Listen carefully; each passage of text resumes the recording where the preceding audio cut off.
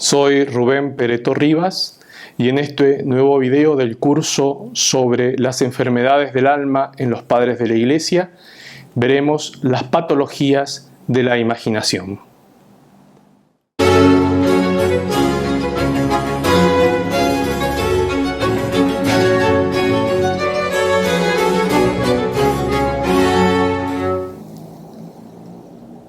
La imaginación es una facultad del hombre que le permite representarse las cosas sensibles. Es decir, volver a ser presente aquellas cosas que son captadas por los sentidos. La imaginación, en definitiva, lo que hace es transformar en imágenes los datos que recibe de los órganos de los sentidos. Es decir, transforma en imágenes a las sensaciones. Y junto a la memoria le permite representar los recuerdos. Si yo recuerdo, por ejemplo, la casa en la cual transcurrió mi infancia, ese recuerdo es posible por un juego entre la imaginación y la memoria.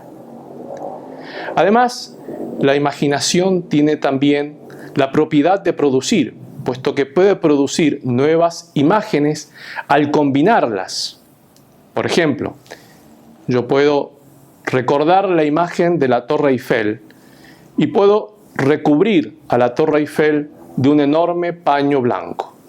Jamás esta torre fue cubierta con un paño blanco. Sin embargo, yo puedo representarla porque mi imaginación es capaz de producir esta nueva imagen al combinar dos imágenes diversas.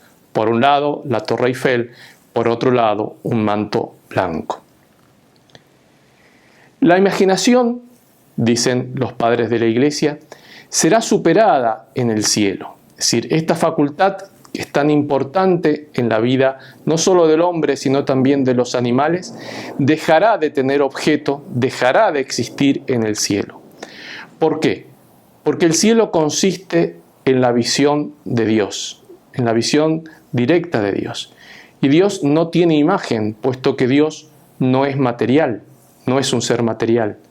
Entonces, al ser un ser puramente espiritual, es un ser que no tiene imagen. Por lo tanto, la imaginación dejará de existir, dejará de tener una función propia. Dios está más allá de toda imagen. Y esto ocurre también, dicen los padres de la Iglesia, y no solamente ellos, sino también los maestros de la vida espiritual cristiana posteriores. Esto también ocurre en lo que ellos llaman la oración pura, es decir, la oración que está más allá de toda imagen.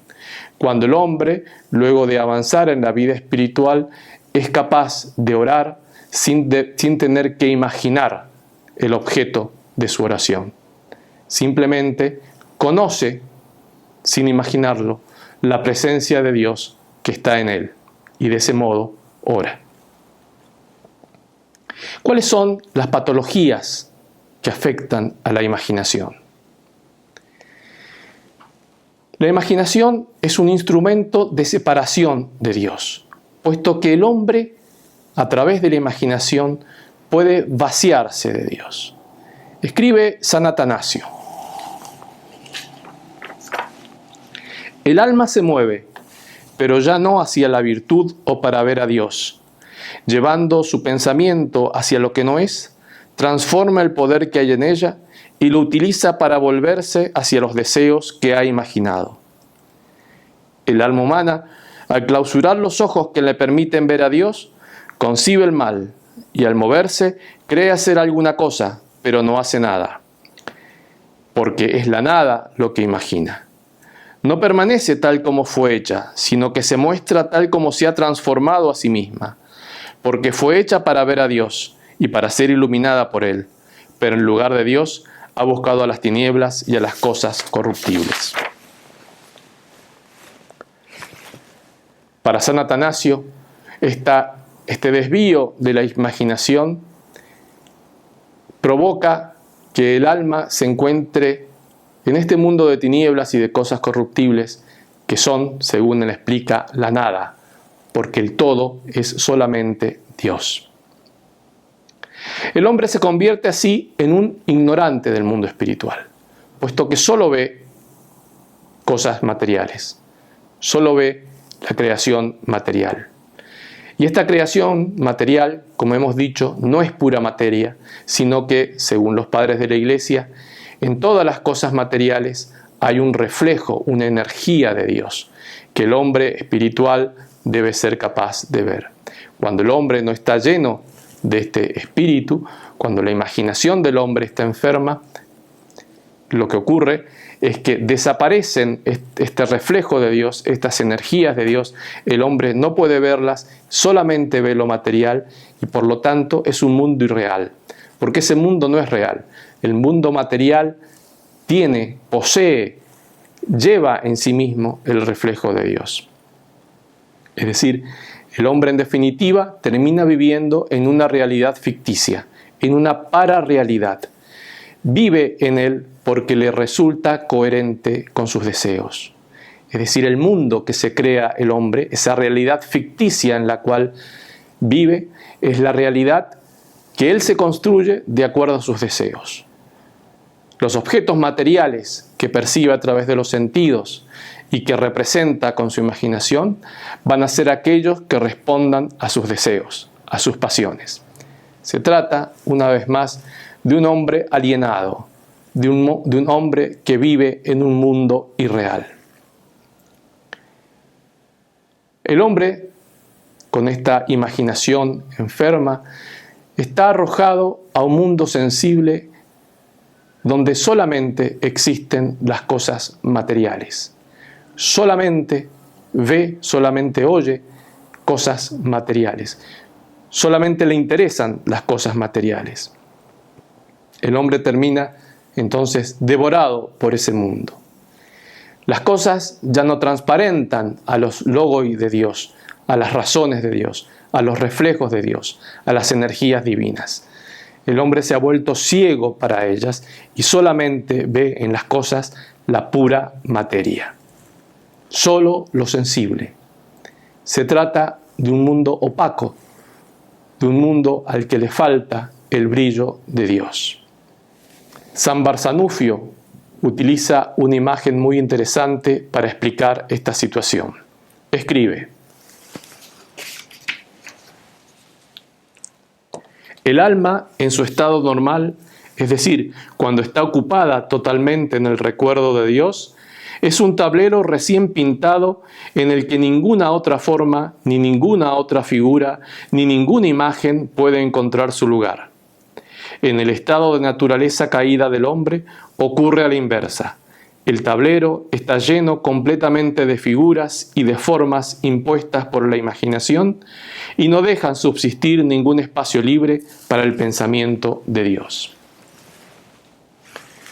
Cuando la imaginación está enferma, ocupa todo el espacio del alma del hombre y no deja allí lugar para que pueda establecerse la memoria y la imagen de Dios.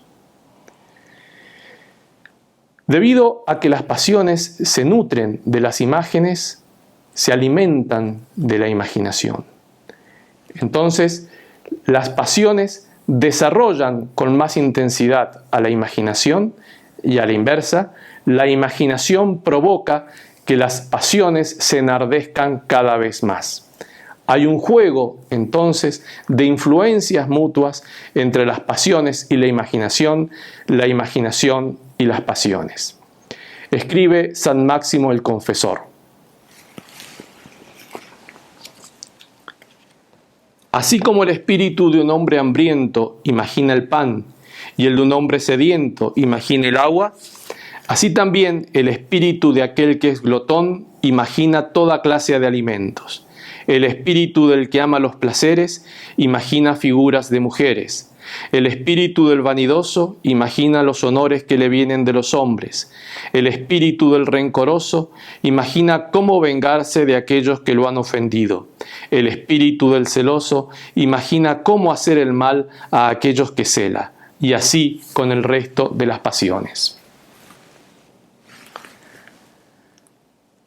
Para San Máximo, entonces, hay una influencia mutua entre imaginación y pasiones. Esta actividad de la imaginación no solamente se da cuando el hombre está despierto, es decir, en estado de vigilia, sino también que se da en los sueños. Para los padres de la Iglesia, los sueños eran muy importantes y hay dedicados a ellos varias obras de los padres y muchos textos dentro de sus obras en los cuales hablan de la importancia que tienen los sueños, de los reveladores que son los sueños, no reveladores de cosas futuras, sino reveladores del interior del hombre. En los sueños, entonces, también la imaginación funciona, también la imaginación trabaja. Explican los padres que los sueños se forman en la imaginación por disposiciones del cuerpo y del alma, y surgen como un conjunto de recuerdos de la memoria ligados a las preocupaciones inmediatas, de la vigilia inmediata, de cuando estuvo despierto durante el día que antecede al sueño. Y explican que los sueños son también un modo de satisfacer los deseos del apetito concupiscible y del apetito irascible. Por eso los sueños, que son en definitiva un ejercicio de la imaginación, revelan la naturaleza y la fuerza de las pasiones y manifiestan, como decíamos recién, el interior del hombre. Es curioso que 1500 años antes de Freud y del psicoanálisis, los padres ya advertían de la importancia que tienen los sueños para conocer el interior del hombre. La imaginación tiene además un lugar importante en el juego que hacen los demonios, impidiendo que el hombre alcance su finalidad última, que es Dios. ¿Por qué? Explican los padres que los demonios utilizan la imaginación para introducir en el hombre los pensamientos malvados y de esa manera generar nuevas faltas, nuevos caminos equivocados. El hombre comienza a caminar por donde no había caminado nunca, incitado por su imaginación, porque es su imaginación la que le representa esos nuevos caminos que lo alejan de Dios. En definitiva, el hombre continúa apartándose cuando posee la imaginación enferma de Dios. La imaginación aparece entonces como este principal instrumento, decíamos, de la acción de los demonios, tanto en la vigilia como en los sueños. No solo lo incita a pecar, sino también que introduce en él preocupaciones diversas, ansiedades, tristezas, lo confunde, lo arroja a ilusiones vanas, etc. Pensemos, por ejemplo, en una persona que imagina una enfermedad que le sobrevendrá. Es algo que aún no existe, pero que provoca en ese hombre una ansiedad. La ansiedad por un futuro que él no va a poder manejar. El futuro de una enfermedad. Y esto le va a provocar la tristeza. Y la tristeza probablemente le provoque una depresión. Y todo esto ha sido ocasionado por la imaginación, por una imaginación que está enferma, que le ha representado un futuro que aún no existe y el hombre ha reaccionado frente a ese futuro, entristeciéndose y en definitiva enfermándose. Por lo tanto, es necesario permanecer fiel a los mandamientos de Dios. E insisten los padres, estar atentos a Dios. Muy importante para los padres de la Iglesia la atención, estar atentos, no dejarse engañar por las figuras y las imágenes que los demonios intentarán introducir en el alma a través de la imaginación, sino que hay que guardar el corazón, explican, de todo pensamiento extraño. En griego dirán hay que ser népticos, es decir, vigilantes, vigilar la imaginación e impedir que ingresen a través de ella pensamientos, figuras que excitarán nuestras pasiones, que nos impedirán cumplir con los mandamientos y que en definitiva nos alejarán de Dios.